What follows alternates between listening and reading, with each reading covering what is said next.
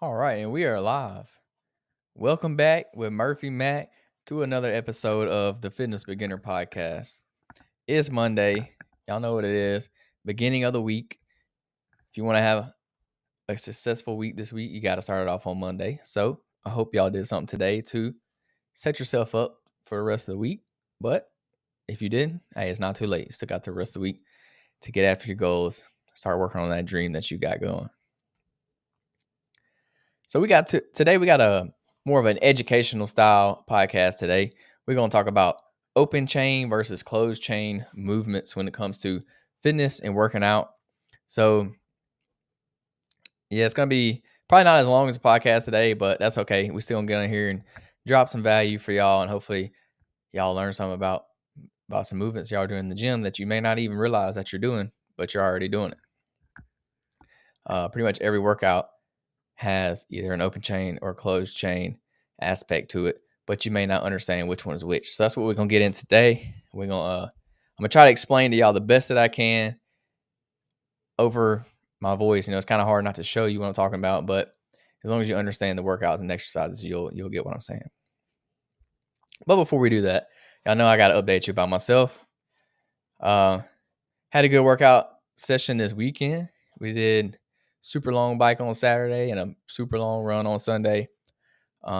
Both my personal longs so far. And then this coming up weekend, I'll do even further than those two. So those will be my furthest so far. I'm starting to see some really good progress in my Ironman training, which I'm very excited about. But at the same time, I'm losing a lot of my gains that I worked so hard for in the gym. So it's kind of messing with my head a little bit because I'm getting very, very weak. Like I just got back from the gym about an hour or two ago, and I try to just do a light strength training workout, just something quick to keep my body in that workout mode. And I've gotten so weak. Like I can't even do 10 pull-ups anymore. It's not it's not even funny. I'm barely on incline press. I try to do 185. I can only do it like 4 times. So I don't know. It's kind of messing with me. I'm getting weak, but it's all good. I know that's part of the process. And strength is not my goal right now. My goal is to complete the Ironman. So that's what my mind's on. I got my mind on the mission, is what I like to say. And I'm doing good for that. Like I'm setting myself up right and feeling more and more confident every day. So we're doing good there. But can't wait to be able to get back in the gym and pump some iron like I'm used to, fall back to my roots. But for now, I got about 3 more months until the Ironman, and it's gonna be all worth it in the end. I already know. It's already been so like self-satisfying already. So I know when I cross that finish line, it's gonna be all worth it in the end. But yeah, enough about me. Let's hop into the quick tip of the podcast. And today's quick tip is when you're starting something new, mainly like your fitness journey, since this is a fitness podcast, we'll use a fitness journey as your example, but it really goes for anything in life that you're trying to do new or something different that you're trying to do. You got to start with small steps. So like make one change at a time, only one. Make that one change, and then once you can get consistent with that one change, then you can start adding another change, and then get consistent with those 2 changes, and then you can add another one. And this is how you just stack little wins on top of each other and how you become successful over time. Because, for example, if you want to start losing weight and you haven't been going to the gym at all, don't try to go to the gym 5-6 days a week because you're not going to do it. You may do it for a week, 2 weeks, maybe even 3 weeks. And then after that, you're probably going to fall off. So start with one step of just going to the gym maybe twice a week. Start small. Add that. Once you can go twice a week, then hey, maybe later on you can go 3 times a week. Then maybe go 4 times a week. Don't try to do too much. And don't try to cut all your junk food out at once. If you're eating ice cream every day, don't try to go completely cut ice cream out of your diet because you're probably not going to do it. It's not going to be sustainable for you. So cut it back. Instead of having 5 days a week, eat it 4 days a week or 3 days a week. So just cut little things back at a time so you can have that constant progress, not just cutting it cold all at once. I mean, some people can do that and see success in it, but most people end up relapsing after a while and it's not successful. So pick one thing, work on that one thing until you get good at it, until you get consistent with it, and then add another thing until you get consistent with that, and then add another thing and another, and that's how you will be successful over time. And this works for anything. Like, I'm bad about eating junk food, so I've had to cut back my junk food. Instead of grabbing the whole bag of what I'm going to eat, I'll just take a handful out, or take a bag worth out, like a little bowl's worth out, and then eat that. That's kind of how I tone it back. So I'm not going to tell myself, hey, I'm going to completely cut out snacks or junk food altogether, because I know that's not realistic for me. Like, I'm going to snack. So what I do instead is I'll put it in like a separate bowl, and then eat what's in that bowl. And then when that's done, that's it. That's all I get. So that way I can still have my fun foods, but I can still hit my goals at the same time. And that's how I stay consistent. So that's my little tip. Just do a little bit at a time. Don't try to do too much, because it's not going to be sustainable. All right, so we're going to hop into the main segment of the podcast today. And the main segment is open chain movements versus closed chain movements. And we're going to talk about like what they are, some examples of them, and how you can use them in the gym to benefit you and to use them for your specific goals. So what is that open chain movement? So the definition of an open chain movement is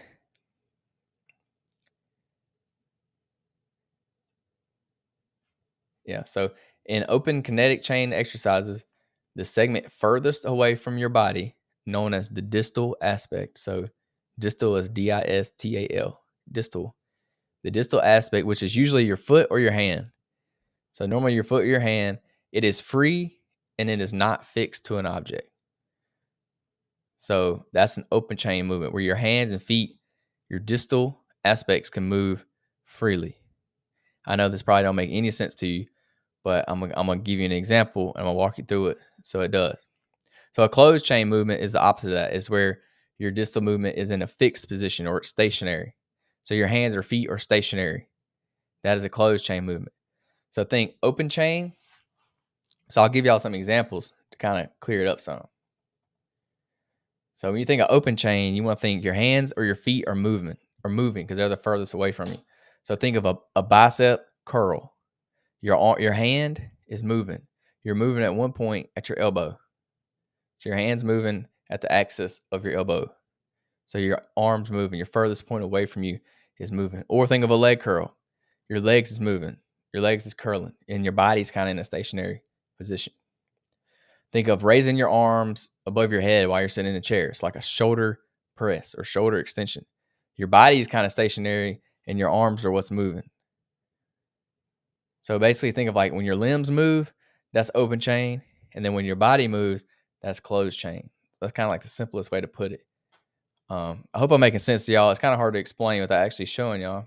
So examples of a closed chain movement would be a squat. So think of a squat. Your feet are stationary. You don't move your feet. All you're moving is your body up and down. So you're squatting at your hips and at your knees, and just moves your body up and down, but your feet are stationary. So same thing with the lunge. Your lunge, your feet are going to be stationary on the ground, and you're going to be lunging forward with your knees and hips again. Think of a push-up. A push-up, your hands are stationary on the ground. They're not moving. What's moving is your body is moving up and down. So that's a closed chain. Or a pull-up. Your hands are fixed to the bar, and then you're pulling your body up and down on the bar. So that would be closed chain. So kind of the easiest way to put it is, if your hands or feet are what's moving to do the movement, that's open chain. And then closed chain will be like if your body is moving, that would be closed chain, if that makes sense. So like your hands or feet will be stationary, will be on a fixed point, and then your body will move. So I hope that kind of makes sense. I know it's kind of hard to explain. It don't really make sense. It's a lot easier to explain if I could walk you through it and show it. But I hope y'all got that. We're going to talk about some kind of the benefits of doing open chain movements and drawbacks of doing open chain movements, and in what scenario would you use which one. So benefits of open chain movements are it isolates the specific muscles. So open chain exercises allow you to focus on and target a particular muscle group. So for example, a bicep curl will primarily engage your bicep muscle. So this is what bodybuilders will use most of the time to hit a certain muscle group. If your goal is hypertrophy, then you'll use these open chain movements to target individual muscles. So it can target muscles for strength gains. Like these movements they're excellent for build muscle and strength in like isolated areas. So leg curls, leg extensions, bicep curls, tricep extensions, overhead overhead shoulder press, lateral raises. So these are good like bodybuilding movements. They're going to build muscle, hypertrophy. That's what they're good for. So mainly your bodybuilders will kind of use these exercises to focus on one muscle group. So they want to build size. So some drawbacks of using open chain movements is they have limited functional carryover. So while you may gain strength in a specific muscle, like when you isolate that muscle, but that may not directly translate to like the real world, to real world activities that involve multiple muscle groups working together. So you may be able to do a bicep curl with a lot of weight. You may be pretty strong, but that's not going to help you bend over and pick up something off the ground, or like it's not going to help you in the real world. It's not going to help you squat down to sit on the couch or stand up off the couch. And then another drawback is potential joint stress. So doing these isolated muscle movements can put a lot of stress on your joints, especially if they're not performed correctly with the proper form. They can put a lot of stress on your muscles, which will lead to injuries and joint pain, things like that. So that's open chain movements. Now going to closed chain movements, this is where your hands or feet are at a fixed point and you're moving your body for that resistance. So they're good because these exercises require coordination among various muscle groups, promoting balanced muscle development. So these exercises are normally going to incorporate more than one muscle group. You're not isolating, say, your bicep or your tricep or your quad or your hamstring. You're going to incorporate multiple muscle groups at once. So this is good for like everyday activities. This is good for sports. A lot of sports workouts use these kind of movements. It improves your stability and your joint support. So closed chain movements, they often enhance joint stability due to engagement of multiple muscles and the body's connection with the ground. So these are good like power cleans, squats, lunges. These are good functional type workouts. Good workouts for sports. They build a lot of strength. These are good for strength building. Good for sports. So there is some drawbacks. To do these workouts, you need higher overall body strength requirements. So some closed chain movements like advanced push-ups or pull-ups, they demand a higher level of overall body strength and coordination. So some of these take more time to learn. They need more technique, more skill. These are probably more for your more advanced lifter than your beginner lifter. So they can require that extra like coordination, that extra practice, that extra time to learn how to do them correctly. And another drawback is less isolation of specific muscles. So if you're trying to get bigger in a certain muscle area, these are not the exercises for you. You can get stronger and they will help you, but it's not isolating that muscle like you need to put on the growth and the size that you want to see. They will engage multiple muscle groups at one time, but they may not isolate that specific muscle that you're trying to work like an open chain movement would. So if you want to build your arms, then some of these exercises are not the best to build your arms and put size on them. Will they put size on them? Will they make you stronger in your arms? Yeah, of course, but not as effectively as an open chain movement would, where you can isolate that specific muscle that you're trying to grow. So when it comes to tailoring your individual goals and abilities, like which one should you use?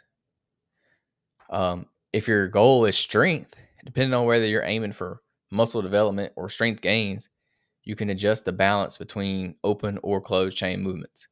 I would suggest you do both. Like you want to incorporate both into your training because it's going to help you put on that size, put on that muscle, but it's also going to help you in your everyday life routine, just doing normal activities. It's going to help you in your functional fitness. So if your goal is overall functional fitness, incorporating more closed chain movements can mimic real life activities.